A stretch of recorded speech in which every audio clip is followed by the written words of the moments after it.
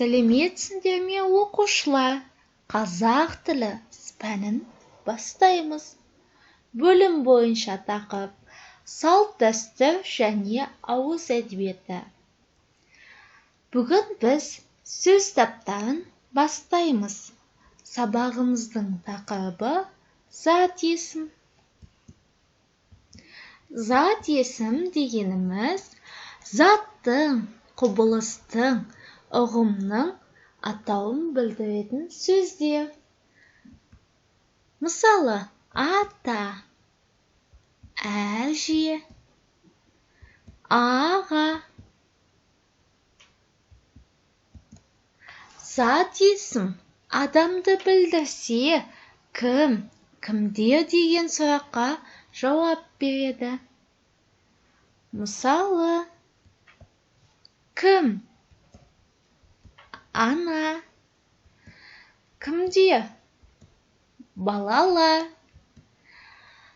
Зат есім заттың атын білдірсе, нелер деген сұраққа қойылады. Не? Кітап, кесе. Нелер? Кітаптар, ыдыстар.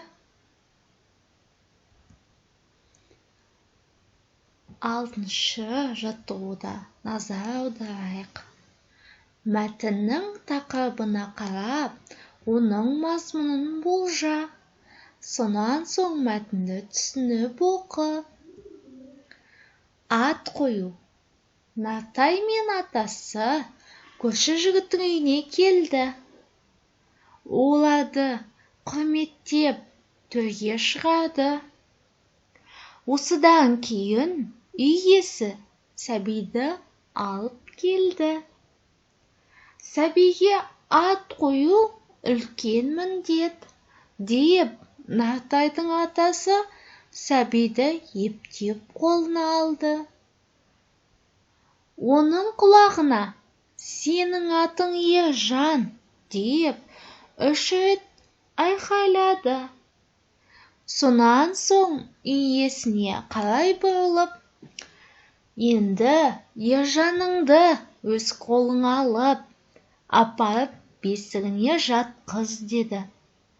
Басқа қонақтар Ержанның өмір жасы ұзақ болсын деп тілектерін айтып жатты. Мәтіннен кім, не сұрақтарына жауап беретін сөздерді тап. Кім? Нартай. Атасы, үй иесі, көрші жігіт, Ержан, сәби. Не? Төр, бесік, тілек. Балалар, сендердің жауаптарың менікіне сәйкес болды деп ойлаймын. 7-ші жаттығуды орындау үшін дәптерлеріңді, қаламдарыңды дайындаңдар. Өлеңді көшіріп жазыңдар.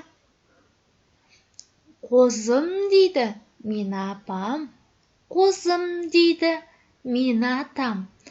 Сөздеріне күлемін, қоз емеспін, білемін. Өлеңнен зат есімдерді тап. Өлеңде бала неге күлді деп ойлайсың? Оқушылар, осы сұрақтарға жауап берейікші.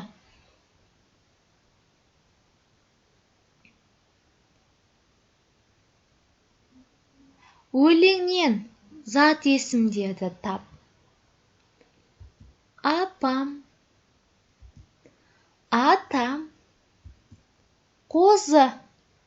Біз зат есімдерді таптық. Өлеңде бала неге күлді деп ойлайсың?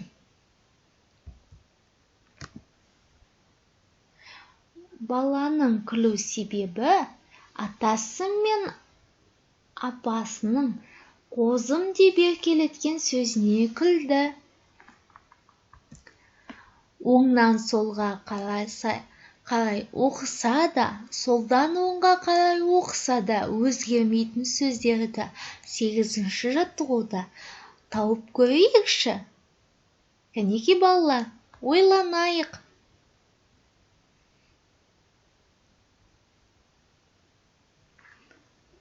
Жауабымыз қазақ, қалақ, қырық, қызық, керек, кесек. Жарайсыңдар оқушылар. Сендер дұрыс жауап берді деген ойдамын. Кәне оқушылар, 9-ші жаттығуға назар аударайық. Көп нүктенің орнына керекті сөздерді қойып, өлеңді көшіріп жаз. Кәне балалар, ойланып көрейікші.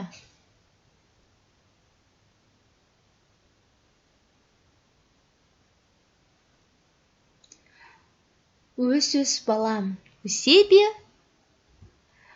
Батыр бол, палуан білекті.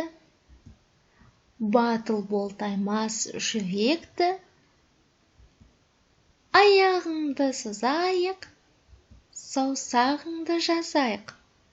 Жарайсыңдар, біз өлеңді толықтырып жаздық. Оқушылар, сабақ түсінікті болды деп ойлаймын.